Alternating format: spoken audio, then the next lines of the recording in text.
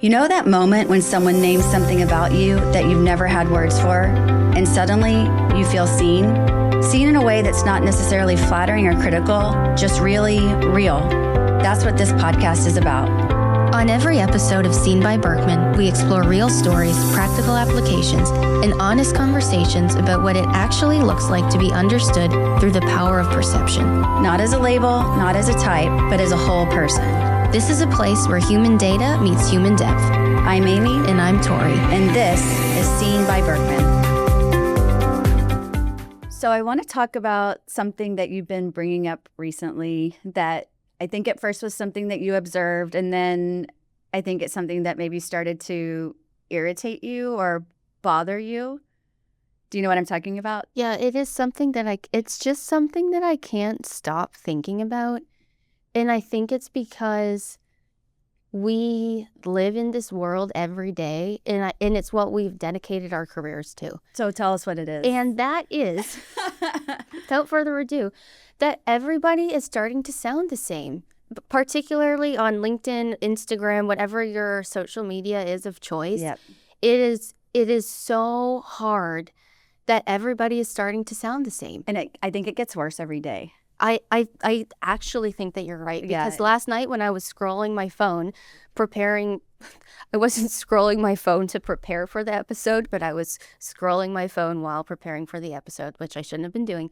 But it was partly because I wanted to do a check and to be like, how often does this actually happen? Was I overinflating this? No, and I literally think it gets worse every day. Yeah. And it's just hard.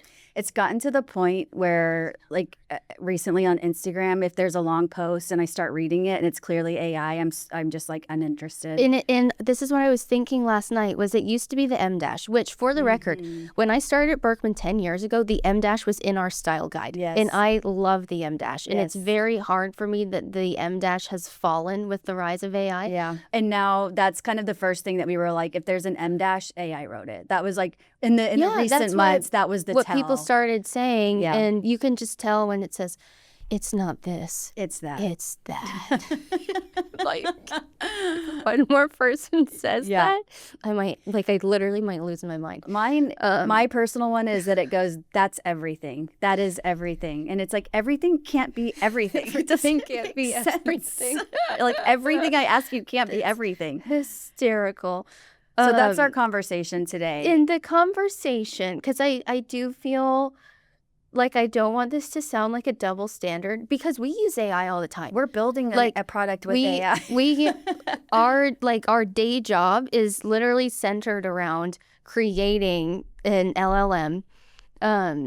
We use LLMs and generative AI to be able to do our work more efficiently and to find holes in something that we're building or saying. And it's transformed how we work. It has literally transformed how we work. So we're not anti-AI, but it's this particular point. It's this extremely particular point that is, we're starting to sound more like each other and less like ourselves. Yeah. And that to me is... But here's the interesting thing. It's not even sounding like each other. It's sounding like It's sounding like the representation of society. Right. Because it doesn't sound... that's what's almost jarring, is it's like nobody writes like this. That's a very rare way for someone to write. I think a lot of people aren't able to articulate their thoughts in a way that is so polished and so inviting and so just calm but certain.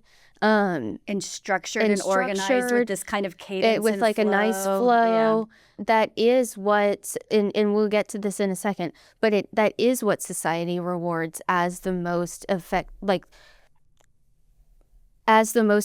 way to communicate, and yet most people aren't able to meet that standard of writing. Yeah, that's not how the average person would be writing, by a long shot. The reason we feel like it's important to address this particular issue on the podcast today is because we're a personality company. Right. We're here for personality. We're also here for efficiencies and being able to do things better than we've done them before. Right. A lot of the innovation around the Berkman has come because of technology. And I think the question right now is, how do we continue to bring personality forward and bring technology forward in a way that benefits everybody in the world, and it doesn't actually do maybe not more harm than good, but there are some unintended consequences for both people and businesses. How do we bring it forward without losing ourselves? Exactly. And I think right now we're all trying to figure that out. Yes. Maybe. And I don't know if you and I think about this stuff more because we were working on an AI project. Like, do you think that's why you're more sensitive to it, or do you think you would be having that reaction? I think it's the intersection of those things. Yeah. I think that part of it comes from the work that we've been doing at Berkman for the past 10 years. I will say, like, you are the champion of that. You know, when you came, like, that has been your mantra. That's been a part of my brand. Yes, it's your brand. We're gonna get to specifically this in a piece of the podcast today, which is celebrating and promoting the strengths that aren't naturally promoted by society. But it actually, like, thinking about that makes more sense why it bothers you so much. Yeah, that's exactly why it bothers me. It because really is. Like, it's your mission. That has been your mission, and you've moved Berkman forward more in the last 10 years with that conversation. I don't think they even really thought about that conversation before that. Agreed. So it makes sense then why that feels very personal. Yeah, it feels super personal, and I think that the work that we're doing at Berkman, combined the work that we do at Berkman around the Berkman method and personality, and always trying to tell better stories around personality, combined with what we're doing on the technology side and for the product, is like the perfect recipe, I think, for having this conversation. Agreed. So what's happening as it relates to AI that's creating this outcome where we're all starting to sound like each other? Yes, so that's a good question. And as just a reminder to listeners, our podcast is designed to be part human data, part human depth. So we want to explain a couple of facts. We're not going to go too deep into this, but I think it's important to say where some of this is coming from and then get into why there's such rich conversation around it and what to do about it. Yeah. So for a large language model, essentially what it does and how it's trained is to a norm into a bell curve. And so what these models do is they basically take off the outliers so the response becomes more predictable. And I'm not going to get into all the technical details of it, but that's essentially how it works. And so a default model is going to sound like the average of how effective communication sounds and what has been rewarded.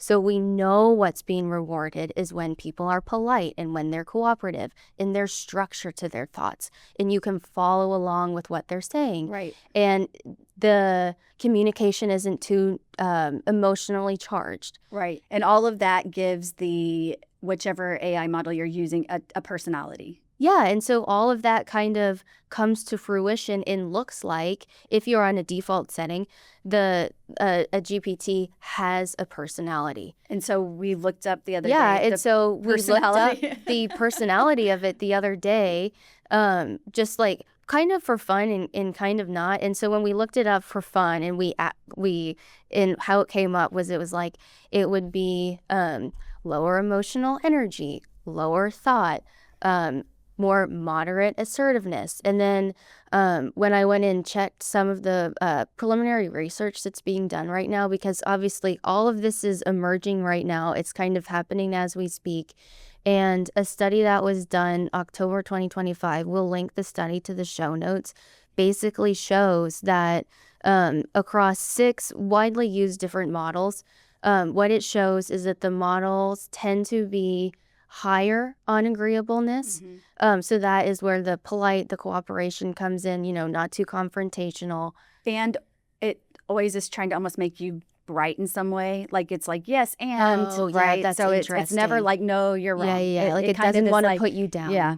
in addition to the higher agreeableness, it also shows that they tend to be lower neuroticism. Right. So in the Berkman, that would map to the lower emotional energy, lower thought, higher physical energy. So more doing, less thinking and feeling, essentially. Right. So it's really... But it's fascinating. Fascinating. The AI's personality that it's landed on maps exactly to our norms for 7 decades that we've seen, like how we sort of skew towards a certain preferred style. Fascinating is a good word because I don't know if it's good or bad, but it is fascinating because of course it did. Do you know what I mean? Like, of course it did, because the way that it's trained is using how people can communicate most effectively, most desirably, and what is most rewarded, the least risky, the least confrontational, because it wants to have a good output. And that's exactly how society behaves too, and what we know about our norms in the Berkman. Right. That is, those are the behaviors that society has rewarded for 7 decades. I just think it's more than 7 decades. Right. Berkman's Forever. just been around for 75 years. For however long probably humans have been. And it's crazy that they always remain consistent and stable over time. And I think that was a moment that I probably am not going to forget, because it felt like it made something that's almost technical in the Berkman into a current present day example of how this shows up every day in society, but you just can't. But also how, like, I don't know what the right word is, how fundamental this is to the world. Because again, it goes back to, like, in 1950, how did something get captured that is playing out today in this very... Yeah, that's a really neat point, because it just the world has changed so drastically much. Even if you think in the past 5 years, but then you think about the past 75 years, and and it's like phenomenon is still happening, are still wired the same way, and so it has to be something that's wired into us. It's wild. Yeah, it's really wild. So we'll link that study to the show notes, but the reason why people are starting to sound more of the same, less like themselves, is if they're using generative tools. Right. That do have a personality. And then you're posting using... And then their personality is gone. Yeah. And I think that's it. So, I mean, the risk of sounding extreme, their personality isn't gone. It's just like in that one post, you don't get to feel who that person is, and you don't get to feel their personality. And if, you keep posting and posting and posting, it's like, gosh, I miss Bob or Sally or whoever I that miss person typos. is. Now when I see a typo, I'm like, oh, they have a typo. Yeah, when you read when someone... You're excited now. Yeah, it's like, oh gosh, at least I know that you're human. You wrote this. But the things that make people who they are, you're losing that. Well, it's also just boring. Yeah, it does start to get a little boring. Bit boring. I mean, you're just reading the same thing over and over again with a different topic. With that, but yeah, I totally agree. So I think just to make sure we put a bow on a couple of these facts, what we're basically seeing is that the communication style of AI tracks with Berkman's norms. Right. And that's a really it's a really interesting connection. Yeah. How strongly those things are looking to track. And again, the research is emerging. But just like from a face validity perspective, you can feel it. Yeah. You can feel the way that it communicates if you don't change the settings that you're working with. And throw onto that AI is the fastest adopted technology in history. And so I think that's what's been interesting about this moment we've had around this conversation for the last few weeks is it happens so quickly, but that's Yeah. because of the rate of adoption. So it's like it's rare that you see something in real time change that quickly. Yeah. Like a year ago, that wouldn't have been that way. Right. Wouldn't have. And I think, yeah, it wouldn't have been that way. And people's attention is just, it is coming up so quickly, and people's attention is getting drawn to it. And so I think it was easier to post those things maybe a year ago. And they sounded great. And they sounded great. And now for me, it's just like, okay, let's get into the conversation and start talking about how can we continue to get the benefits of AI while maintaining something that I think is fundamental to our humanness, which is our unique Our personalities. sense of self. Yeah. Yeah, who we are. Yeah, exactly. Okay, so at the risk of this not being super clear, I think the reason, again, that we want to have this conversation is because there are risks if you are using a generative tool for something that maybe in hindsight should have been original content for whatever the reason might be. It's standardizing your voice, smoothing your perspective, and ultimately flattening your personality. Yeah. And again, as the personality company, I don't know if we have all of the answers, but it's like, let's start at least asking the hard questions. Well, and like as you were saying that, it's interesting that like you're posting something as yourself, not written by you. Like that's No, kind I of know. I interesting. think that's hard. And like, because to me, if I'm consuming something on a platform that someone's posting, I'm assuming that person created it. and I like want it to be Yeah. them. And I remember in some marketing class I took a long time ago in school, one of the ways that we were taught like what a brand is your brand is your promise to the world. And your personality influences your personal brand so much. And so therefore your personality is your promise to the world. And if I start seeing things that you're saying and thinking that don't align with that, it's actually going to break trust for me. Yeah. Because it's not, Well, it's not. you're not fulfilling that promise Yeah. of who in my mind you are. Yeah. That's interesting. And I think that's a little bit of like when you see that, that's a little bit of what you experience. You just don't realize it's like eroding trust. I don't think we would name it that in the moment, but it's sort of like, oh, Yeah. And again, there's so many interesting facts that I think you can, that I've read in people's posts lately, that I think that you can get so much more information. And again, check your sources and stuff. But I think there is value, but in this specific aspect, it's hard. Yeah. All right. So we've covered sort of the issue and why this is like personally kind of a problematic situation for us. But let's go into more about like, why is this so significant and what makes this conversation so important?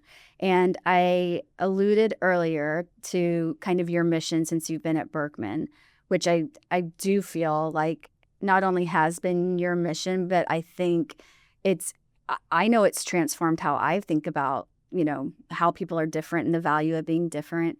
So speak some more about that. And let's talk about, what's like the unintended significant consequence of all of this. Yeah, I think that one of the reasons it's important to have this conversation is because over the past decade, over the past 15 years, Berkman and some other like thought leaders, researchers, people that I really respect have totally changed the conversation around. Made huge headway around the conversation. Like it's part of the conversation now. Yeah, around introversion and vulnerability and psychological safety in the workplace. Yeah. So starting with Susan Cain. Susan Cain has a book called Quiet, and it's about the power of introverts. If you're listening to this and you haven't listened to her podcast, listen to it, because she is both like, I think that it's actually not a podcast, it's a TED Talk. it's so funny, but if you relate to anything that she's saying, it will just like, it will totally get at your heart. Like it's a really, really good TED Talk. And so what she started doing as a part of the conversation is reframing introversion as a weakness into a strength. And I think that the way that she talked about it made it really relatable for people who do identify more as introverted. And it helped workplaces see the genuine strengths of those behaviors.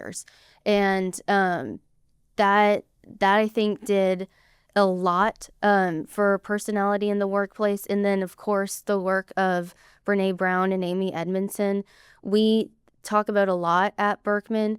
When you think about, obviously, Brene has a lot of work, but a lot of it starts with shame and vulnerability. And she made that conversation so much more a part of the workplace today. Yeah. And like 10, 20 years ago, that like nobody talked about that. And now it's starting to feel more normal to talk about vulnerability and psychological safety. Yeah. But what she says is that vulnerability is the birthplace of innovation and creativity and change. And part of the idea with vulnerability is that it is a willingness to be imperfect. And to be imperfect as yourself. To be imperfect as yourself. Because and we if are. I'm outsourcing myself to a GPT that is a more polished version of me, I'm choosing the polish over the imperfection. And I would rather every day have the typo over something that feels like a robot. Think about like the conversation we just had of how we're wired to want the more polished version. Yeah. So that's interesting. It's like you get the pressure from society. And now we have this tool that. Oh, I didn't think about the pressure from the outside. Yeah. That it's like you may short term get rewarded for the polish and the just the acceptability. How do you say that? Like the way that you're writing is more naturally accepted. And obviously this is in conversations and meetings. We're just using LinkedIn as an example. Yeah. But that may be short-term rewarded, but what is the long-term loss of that? And how do you decide to like promote or put someone in a position if you feel like you don't know them? Yeah, that's true too. Like, so I think it could, like, it affects your. That's really interesting. Yeah, it's like, how do I know who you even are? Yeah, that's super interesting. I think it's that, and to me, it's the disconnect between the way they sound and then how you experience them. Yeah. And the bigger that gap, the more jarring it is. Yeah, and I think that the more trust is lost. Yeah, I agree. So, again, Susan Cain's work, Brené's work, Amy Edmondson's work, we talk a lot about psychological safety at Berkman and just the importance of interpersonal risk-taking and feeling safe to take risks in groups and on teams. And one of the things this makes me think about as it relates to that is it's like if people are using, let's just say ChatGPT, Claude, whoever you want to go to, as a person that they're bouncing their ideas off of before they come to the group, it's like, do we even need psychological safety in a group if you don't even feel like if we're not even taking interpersonal risks anymore? No, I don't think you do. It's just gone. And it's like we have to make sure that people are still leaning, and that's an interesting point that you just made. It's tempting. It's so tempting. In short term, you may be more rewarded for taking the more polished, less vulnerable path.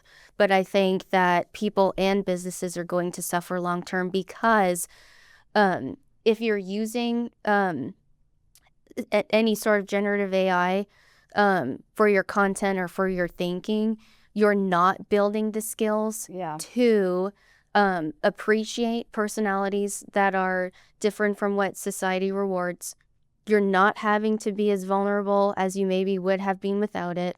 And are we even creating environments that are psychologically safe for people and practicing those skills for psychological safety? Because if we don't need to, like, it's already hard to begin with to do those things.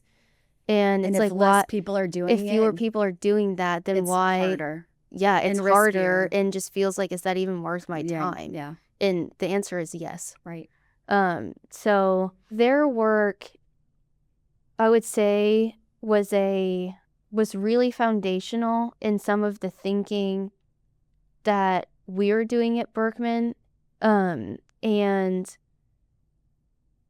started I don't know if we can call it a revolution, but how all people are thinking about personalities and being more human in the definitely workplace. Shifted the mindset in the workplace. Yeah, and so then in 2018, when I started talking about the unexpected you and the idea that for all of these people who are wired to be, and let's do a quick norms lesson. We kind of got into this a little bit before.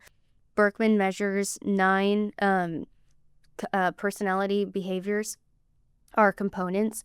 And so each component, essentially, one side represents the behavior that is more rewarded by society, and the other side of the component is the one that is going to feel more unexpected by society, because we expect people to be more social than reserved. That was essentially the premise of Susan Cain's TED Talk, to be more active than contemplative, and more decisive than reflective, and to be more practical and stay more like just less emotional than to be more emotional and expressive, and to not be so sensitive, and to be more structured than to be like flexible and spontaneous. And there's a lot of other components, but that's basically the idea. And what the idea of the unexpected you is to celebrate those behaviors instead of only managing them. Right. The things that make you different are actually the things that make you the most interesting, the most unique, and they're your competitive differentiators, your competitive advantage. Those are your competitive advantages in the workplace. And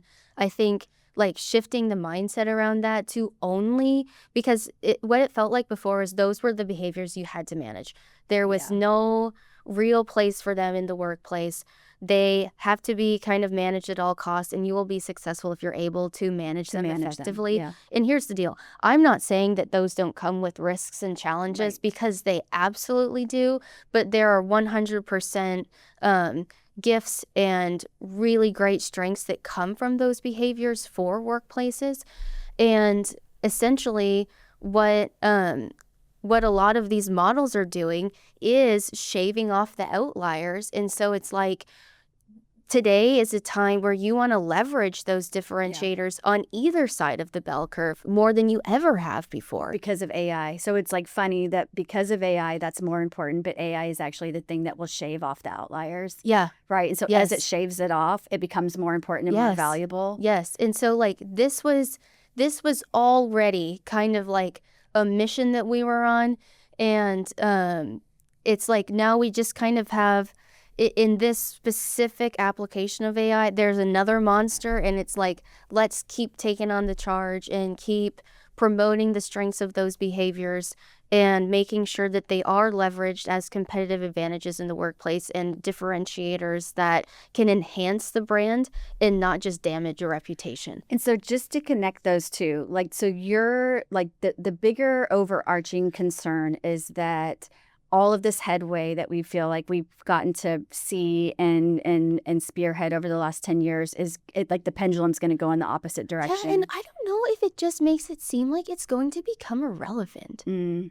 Like, why do you need vulnerability and psychological safety if nobody's showing up as them? If no one's showing up as themselves anyways. Yeah, you don't. And again, this is all sounding very extreme right now, but it's like, let's put this future out there and make sure that we intentionally work to ensuring that voices are heard, spaces are psychologically safe, people still embrace the power of vulnerability, and we bring our whole personalities to the workplace. And again, manage them. We have to have some like situational awareness around these things.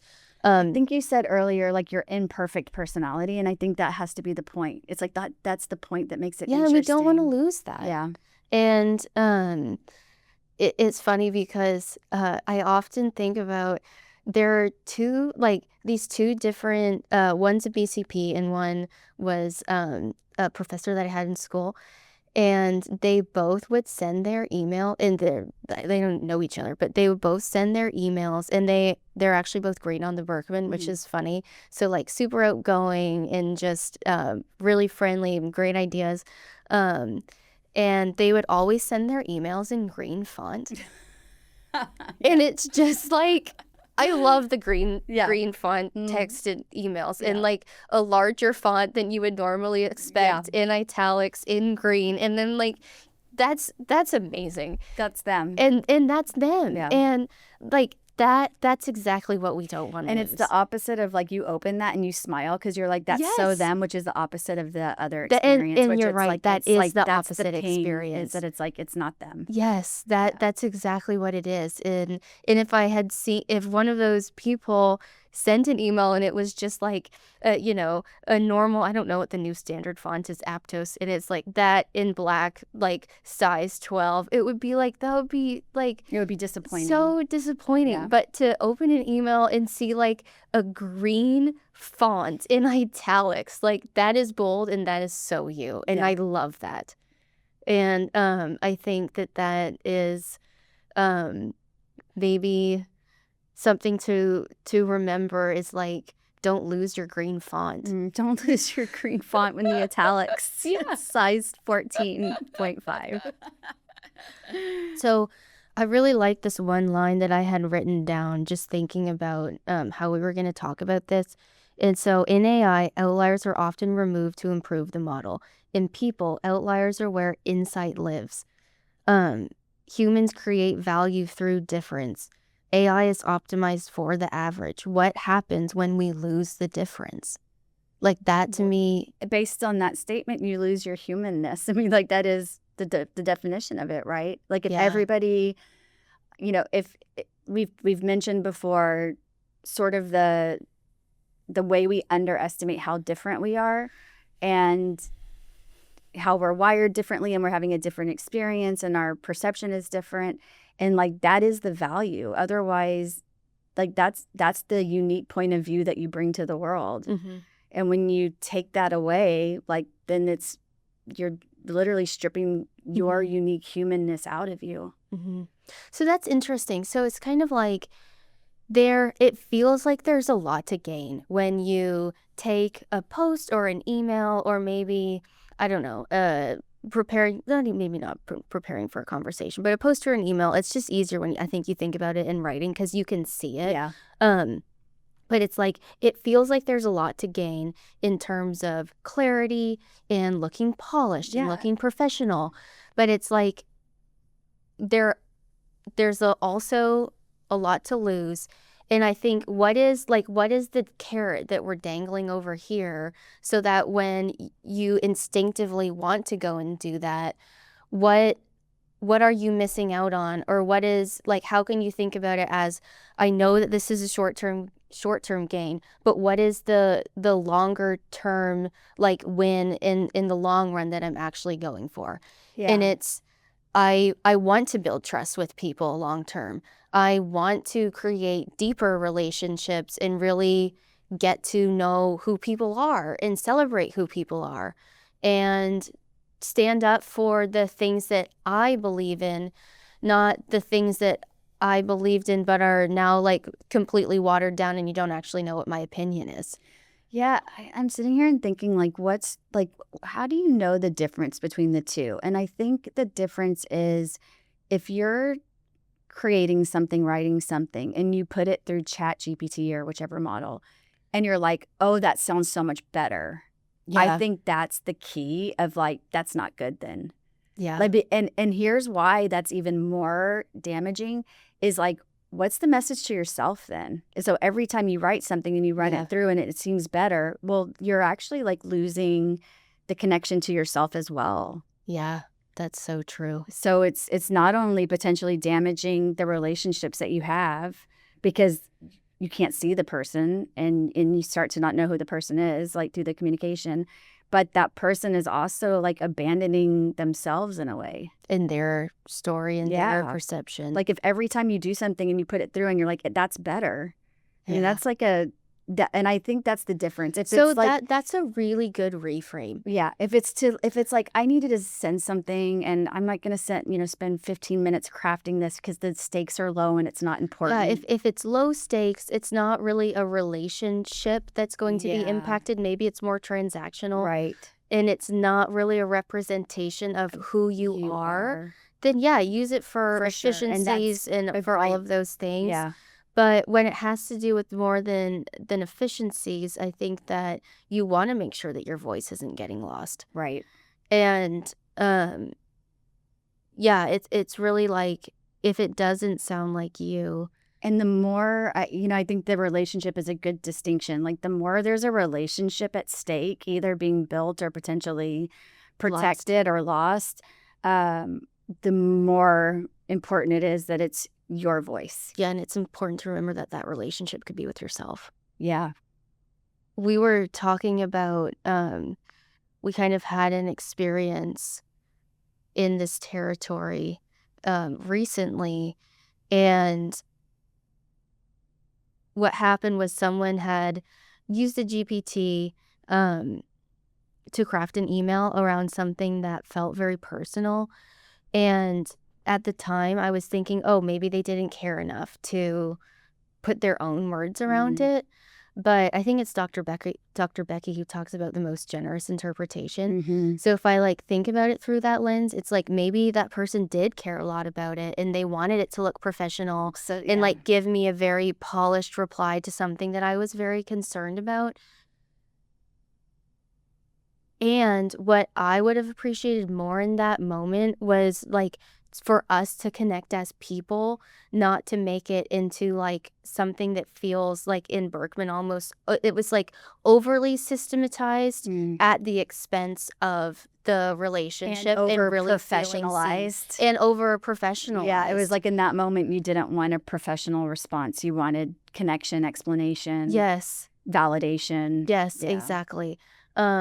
So I think, again, we don't have all the answers to this, but part of the idea is for people personally, maybe just to think twice about when and why and how you are using AI in writing communications and presenting ideas and making decisions. Because again, I think it can be a great thought partner, even if it is a relationship situation. I love asking it, what are the leaps of logic that, I might be missing? Or what are the holes in this that I should fill in? Because everybody has blind spots. But again, we don't want to lose the person's point of view or the opportunity to create a relationship with somebody. Okay, so that's the value to the person. Let's shift and talk about what's the value to the business, or what's the risk to the business. And I think that sometimes the things that we're talking about, it's we have got, gosh, this is my favorite question. And what's the ROI? And it's the ROI is I don't even know how to quantify it because it's that big. Do you know what I'm saying? Yeah. And so people always ask, what's the ROI on Berkman? What's the ROI on people getting along? And I think part of it, when we talk about specifically the piece around taking out the outliers and just working in the average, a lot of the problems in the world today are so complex, so ambiguous, VUCA, volatile, uncertain, complex, ambiguous. They're things that people have never dealt with before. We need the diversity of thought and the diversity of personality to tackle these things. Yeah, the people that see the world differently are more likely to be the people that have a way to solve the problem differently. Yeah. And so when you start selecting those people out, the implication to business, especially in this moment when innovation is going to continue to skyrocket and accelerate, is truly detrimental. It's so detrimental. And the productive conflict and the friction that you get when those different ideas meet in a room and we're going back and forth, kind of like hashing it out. And it's like, oh, I see it this way. Well, I see it this way. Oh, that's interesting. Oh, well, I thought about it like that. Oh, this is what we're actually landing on. Like, that is so valuable and productive to companies because the answer is not straightforward. Well, and the answer is not with one person. And the answer is not with one person. And the answer probably isn't going to be just the first response that I get out of a GPT, or if everybody asks it, it's going to give us probably a similar answer anyways. And it's like, we have to be all coming together and bringing our perspectives, willing to share, and maybe sharing something that feels a little bit scary to share. But again, that's the whole point of psychological safety. And like, I love how Dr. Amy Edmondson says it. And she says, we know you don't have psychological safety if there was silence when voice was necessary. And it's like, in meetings more than ever right now, is we need people speaking up bravely. And like sharing the thing that might be out there, but it's the thing that is going to change the outcome. And I think it's interesting to like evolve what she said to say silence when voice was necessary to now it's like AI when voice was necessary. Oh my gosh. Like I didn't use my voice and I went and chose something that felt safer and more secure and less vulnerable. So if Amy Edmondson wants to take that, she can have it. That's awesome. I love that. But I think that there's... But it is, to your point, it's all the things, like I think psychological safety has become kind of a word now that most people in the business world accept. They're more familiar with. They know what it is. And it's like, if you believe in that, it's like that's what AI is potentially damaging. So it's like, just look at the research of what a lack of psychological safety does. And you're like putting a whole nother layer on top of that. Yeah, that's so true. And I think for people, we said, it's tempting to look so professional and polished. So tempting. For businesses, it's tempting to feel like we're going faster and we have speed and we're getting things done in times that we never would have been able to before.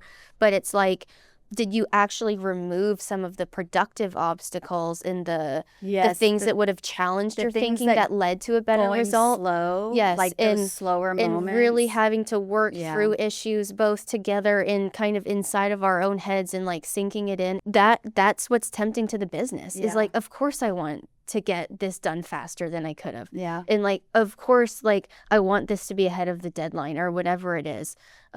People want speed. But it's like, I don't know if speed wins long term right now. I don't know that it ever does. Isn't that why the tortoise and the hare? I don't believe that is, but I'm also blue, so I know that I'm biased. We believe in go slow. I'm always going to believe in go slow to go fast. But I think that it's definitely something to be aware of right now. I just had this thought, and it probably belongs in our previous conversation, but I'm going to say it anyway. The paradox that's really interesting is that the more the interaction matters to the person, maybe the more likely they are to use. Like if I'm trying to impress somebody, or so it's like the higher stakes, whatever the situation is, the more tempting it is to use it. And then those are probably the situations where the most damage is done by using it. The higher the stakes, the more likely it is that you end up outsourcing your voice, but that's where I wanted to hear your voice the most. And I lose more trust when I don't hear your voice. And I lose more trust when you don't. And that reminds me of the example I was telling you earlier when someone I knew, they had got promoted and like they sent out an email to the company around like all of the wonderful things the person had done in their career so far, and like, and all of this stuff was true. It was like, they've done all these amazing things. We're so happy that he's going to go and do this. And then it's like, but it was run through Copilot. And it's like, so even when it was like positive. Yeah, it was positive. It still this felt was all a little super like, positive, and all of the accomplishments were true. And it was like, this was a great new role. And you ran me through Copilot? But why? Like, why did that feel like that? Ugh. Like, I don't what? know. Like, what? It's like, what is that for people? You don't feel important. That it's like, it makes you feel like you got outsourced to a robot. Yeah. And maybe it's like, I wanted to know what you had to say about me, not what it had to say about these set of facts about me. Yeah, that's interesting. I don't know. I think like I'm very much still processing all of this. I mean, I feel like we're still processing this together. No, it's in real time. But I don't know. I feel like it's an important conversation to start, and just different things for people to start thinking about, to make sure you're being intentional and not just operating on autopilot, because it's easy to adopt a new technology and not be fully aware of its risks, which people know when they move to a new technology. Of course there's going to be risks, of course there's going to be bugs, but it's like, were there actually risks that you weren't even aware of, and some unintended consequences? And can these conversations earlier help? And can these help mitigate? you be more intentional with how you're using technology in your work and in your life? And again, like, we use it all of the time, but we're trying to be intentional about how we're using it. Using it as a tool, not as a tool, not as a replacement. And we just want to make sure that people's personalities and the things that they believe are still coming through. Both, individually and as a collective. Okay, so we've covered a lot, and we've spent a lot of time on, why this is important to us, why we feel like this conversation is relevant to what we do. The next part is important to me because you and I, when did we start having this conversation? A few months ago? When do you think we first had this conversation? I'm not sure. I'm not either, but it's in the last few months, like the last 6 months, right? And when we had the conversation, I was like, I agree with all of this, but I am now using ChatGPT so much. And like, how do you undo a bad habit? And that was where I literally got stuck, because I was like, I believe what Torri is saying, and I don't want to be using it so much. But but I don't know if it's about how much, it's how. No, yeah. But what I was going to say is I've had to write a lot for Berkman over the years. And like, writing is hard for me. It's really, really hard. And people like my writing. I love your writing. But I'm not great, like, grammatically. And so when chat came along, I would take my emails and put it in there. And I was like, oh, this is beautiful. I was like, it sounds brilliant. And it's said so amazingly. It has these punches in there.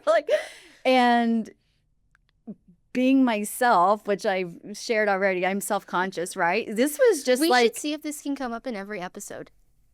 It probably will. I don't even think we'll have to try. It felt so magical because I wanted to sound the way that it was writing right in the beginning before I started seeing it everywhere. And so when you and I were having these conversations about using it intentionally, I was like, I then got self-conscious about using it too much. And so I was like, how do you use it? Like, how, I don't want to take the soul out of everything that I do. And yet it does sometimes, like, how I think, like, I think in like these blobs. And so again, having this tool where I can like put my blob thoughts in, and then it organizes and synthesizes them, and it's like, that feels magical, and it happens in like a second. So I genuinely was sitting in my office thinking, like, how do you use it the right way then, right? Like, what, and we talked about partnering, and I love how you say, like, challenge my logic, but like, let's just say I'm not a great writer, and now I have this tool. How can I like use it to run an email through and not lose my voice and not lose myself, but still get the value of it? Well, again, I'm not a ChatGPT how-to expert, but I think that some of it does still feel to me like it comes down to your intentions, maybe. And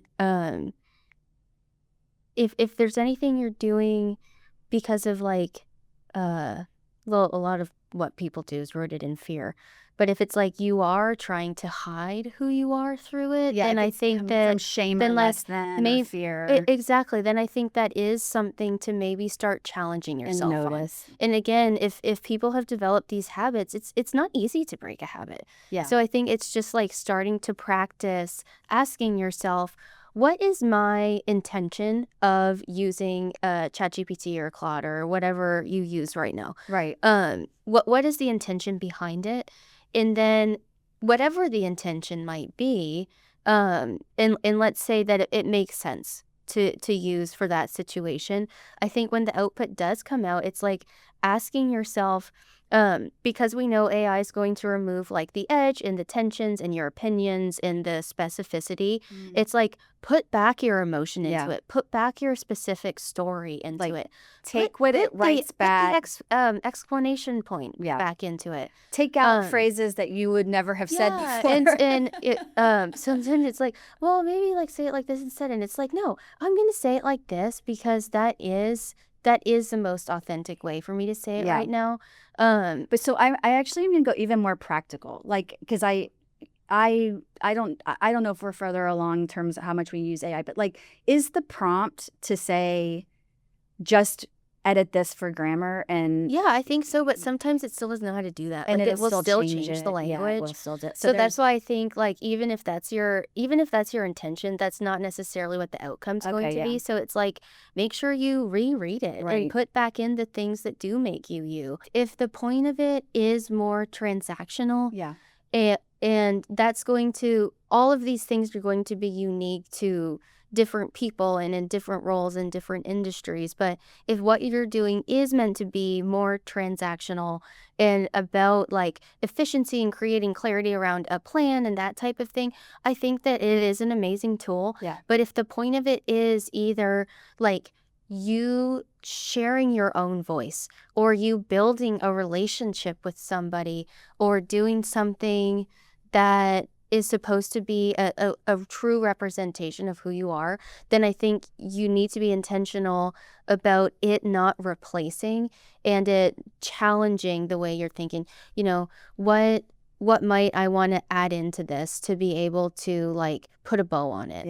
Or make sure that I'm not losing people in how I'm telling this story. That to me is very different than saying, write me a post about this, or rewrite my email or whatever it might be. So I think it's being intentional, and that's going to be different for each person, and really thinking about how am I using it and what is my motivation. Yeah, I think there's a learning curve that we're going through right now that we're like collectively going to have to figure that out. Like, how do we use it in a way where it's not erasing us? Because it's going to become more obvious. Like what we're talking about is I think, you know, then once you see it, you can't unsee it. And like, am I using this to hide behind something? Or because I feel like it's a better version of me. And I think it's hard because I don't even think the output is a better version of you. No, I think it's like it is, though. A better version of someone else. Yeah, but if it generates something, like when I read these things, I'm like, this is not a better version of Bob. This isn't Bob. Right.